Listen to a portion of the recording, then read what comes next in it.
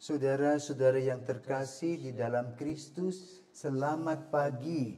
Salam jumpa lagi dalam Sabda Siap Saji, Kamis 23 Maret 2023. Hari biasa pekan keempat Prapaskah. Mari kita berdoa. Dalam nama Bapa, Putra, dan Roh Kudus. Amin.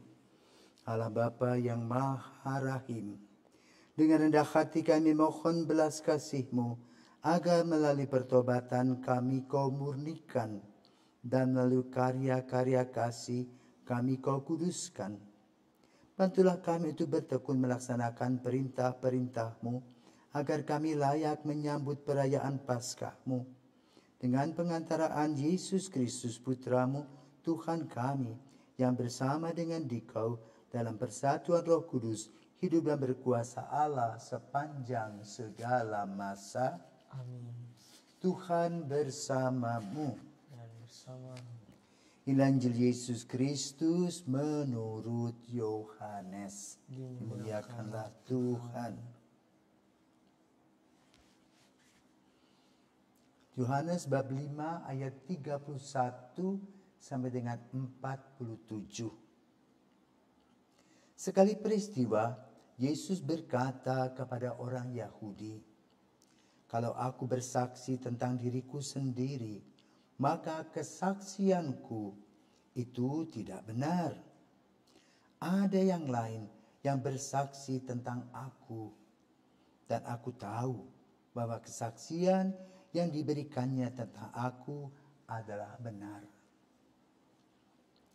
Kamu telah mengirim utusan kepada Yohanes, dan ia telah bersaksi tentang kebenaran. Tetapi aku tidak memerlukan kesaksian dari manusia. Namun aku mengatakan hal ini supaya kamu diselamatkan.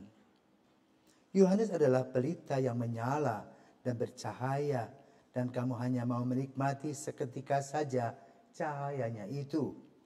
Tetapi aku mempunyai suatu kesaksian yang lebih penting daripada kesaksian Yohanes, yaitu segala pekerjaan yang diserahkan Bapa kepadaku supaya aku melaksanakannya. Pekerjaan itu jugalah yang sekarang kukerjakan,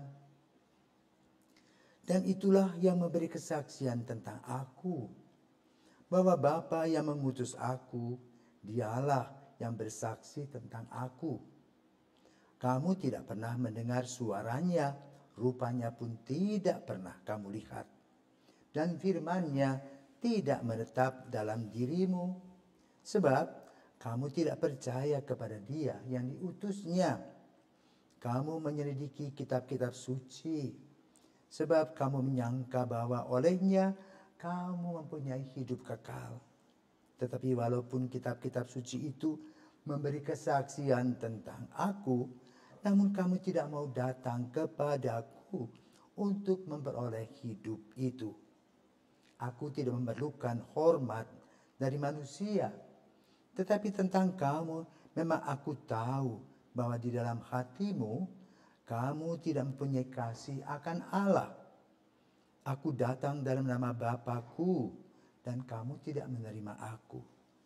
Jikalau orang lain datang atas namanya sendiri, kamu akan menerima dia. Bagaimanakah kamu dapat percaya karena kamu menerima hormat seorang dari orang lain, tetapi tidak mencari hormat yang datang dari Allah yang Esa? Jangan kamu menyangka bahwa aku akan mendakwa kamu di hadapan Bapa. Yang mendakwa kamu adalah Musa. Itu Musa yang kepadanya kamu menaruh pengharapan. Sebab jikalau kamu percaya kepada Musa, tentu kamu juga akan percaya juga kepadaku.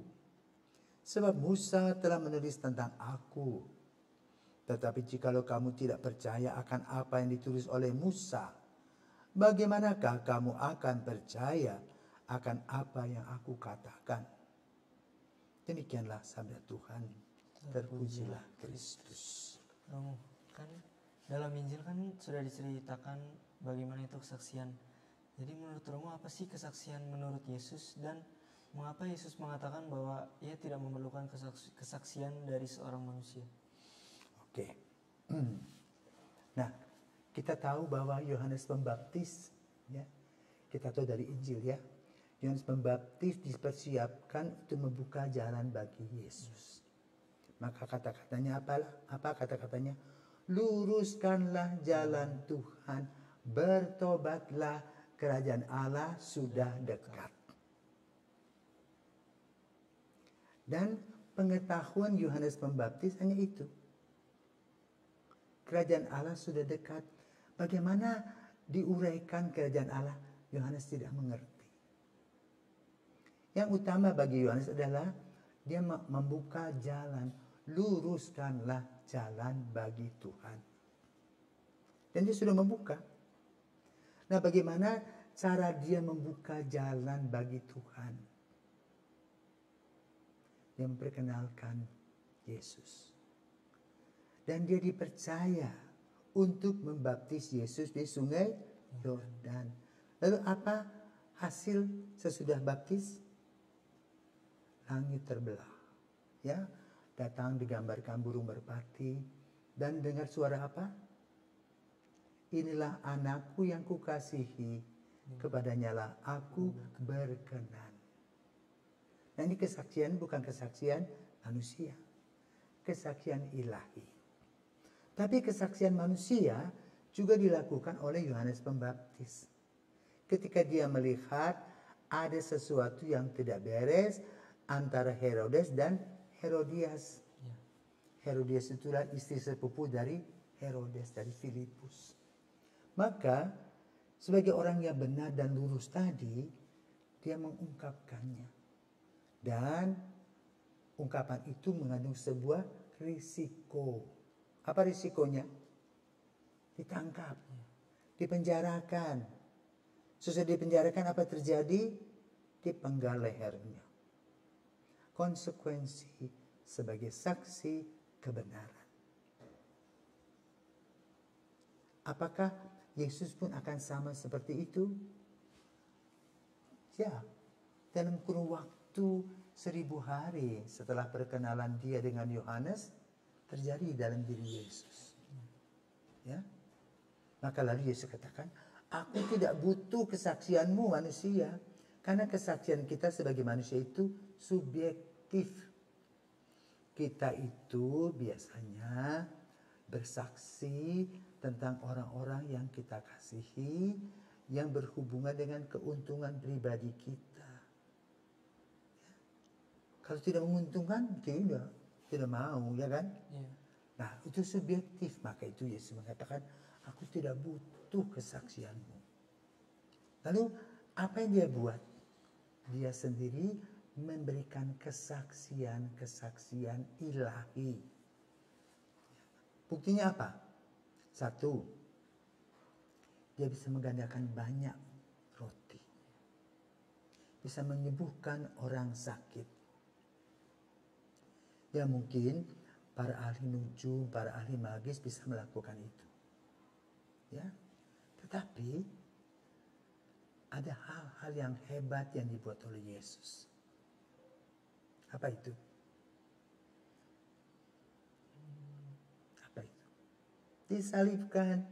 Dan bagaimana jalan salib Yesus ini amat sangat luar biasa, mengharukan, mengenaskan, menyakitkan. Tapi apa kata-kata Yesus? Apakah Yesus caci maki? No, tidak. Tapi melaksanakan ketaatan. Maka kalau kita perhatikan dari Injil Yohanes juga, di saat-saat akhir setelah perjamuan malam, Yesus pergi ke taman Getsemani.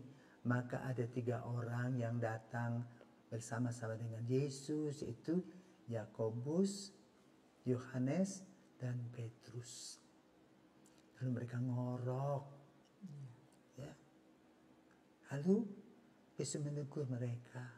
Dan Yesus dalam saat itu harus mengambil sebuah keputusan. Lalu keputusan apa yang dilakukannya? Bapa, jadilah kehendak-Mu.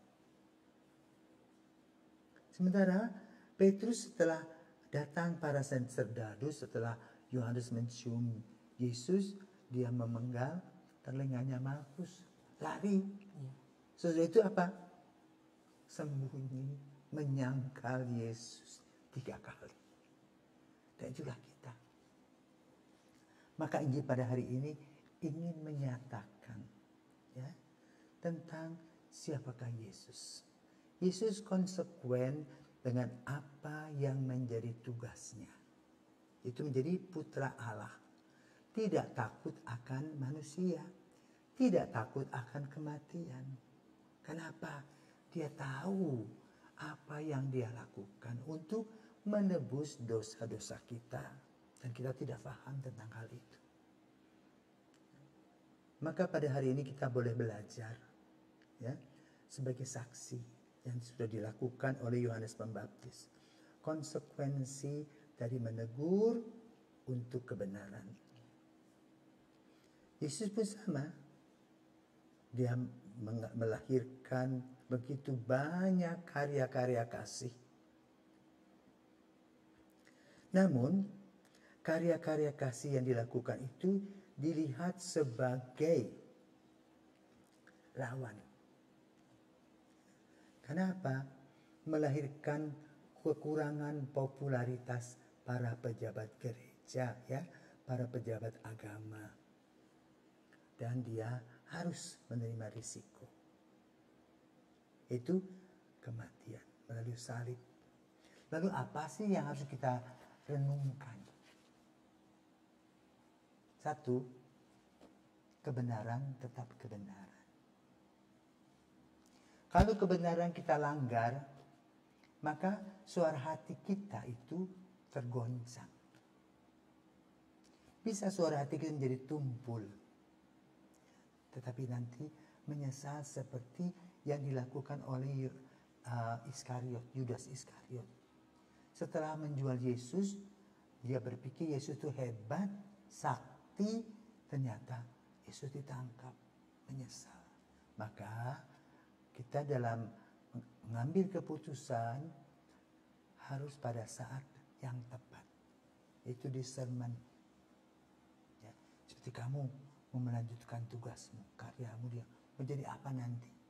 Discernment. Harus punya relasi yang dekat dengan Yesus. Sehingga kedekatan dengan Yesus itu membuat kita menjadi sensitif dan peka akan keinginan Yesus. Dan keinginan Yesus itu bisa mengalahkan keinginan kita yang subjektif. Ya. Dan kalau kita sudah mengikuti apa yang diinginkan oleh Yesus, maka seperti pengalaman Yesus sendiri ketika dia dibaptis. Inilah anakku yang kukasihi. Dengarkanlah dia. Maka pada bulan puasa kita ini, mari kita menjadi saksi kebenaran. Dan selalu merefleksi diri, khususnya melalui sakramen taubat, agar kita dijadikan saksi yang benar. Saksi seperti langit terbuka. Saksi seperti Roh Kudus yang terus hadir dalam kebenaran. Sehingga dengan demikian kita betul-betul menjadi saksi ilahi, bukan saksi yang subjektif tetapi saksi yang objektif. Semoga ya, bacaan pada hari ini membuka mata hati kita akan konsekuensi sebagai saksi. Selamat pagi, Tuhan memberkati. Tuhan memberkati. Amin. Amin. Terus ini.